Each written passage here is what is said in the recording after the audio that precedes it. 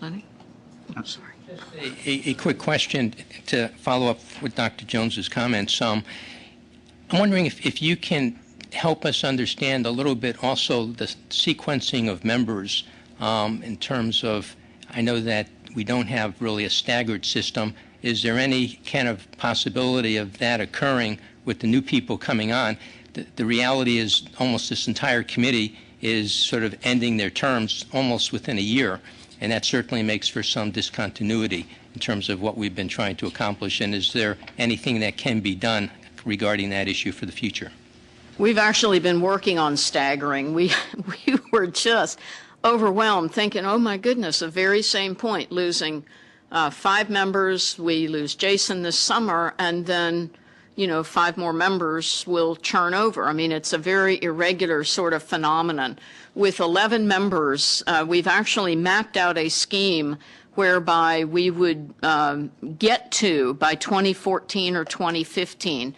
And it means, we can't shorten someone who signed up for a 4-year term unless someone wants to think about life changes. Gee, I need to resign. Or if you see something coming that way, and you need to, this happens in people's lives. But that said, we've mapped out a bit of a scheme that by 2015, I think it is, would have us on 3 members, 3 members, 2 members, 3 members, so that we're not losing that close to a quorum at any given renewal cycle. And we would be constantly on a, solicitation for nominees and on a process whereby those are sent forward. We could make this much more routine.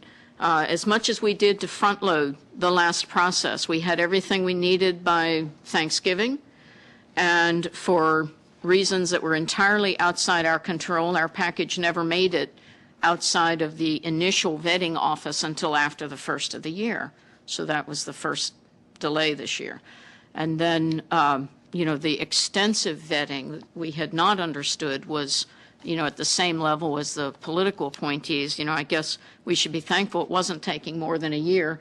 I think the average time is 275 days or something in this administration for appointees. We at least got something, not quite 90 days, but it was a little better. It was about 100 days or thereabouts from the time we heard the package went forward. But we think if we can get this more regularized, we can plan accordingly.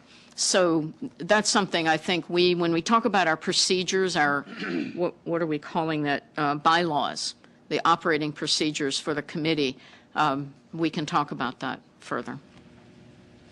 So it is a key issue. There's a fairly steep learning curve when you come on to CFSAC, and continuity is essential to the functioning of this committee. I have volunteered to have my term extended for a year, if that is possible, so that we don't have to bring in a new chair after they've only been to one meeting, which I think wouldn't be a particularly good thing. And so we can look into those and possibly extending 1 or 2 other people's membership to provide that continuity for the new members. So, thank you.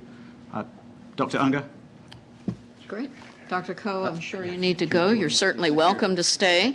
But you had told us 20 minutes. You've been very generous with your time. We're very grateful that you were able to join us today, and we will be bringing you the recommendations even sooner than they're up on the website. Thanks. Appreciate it.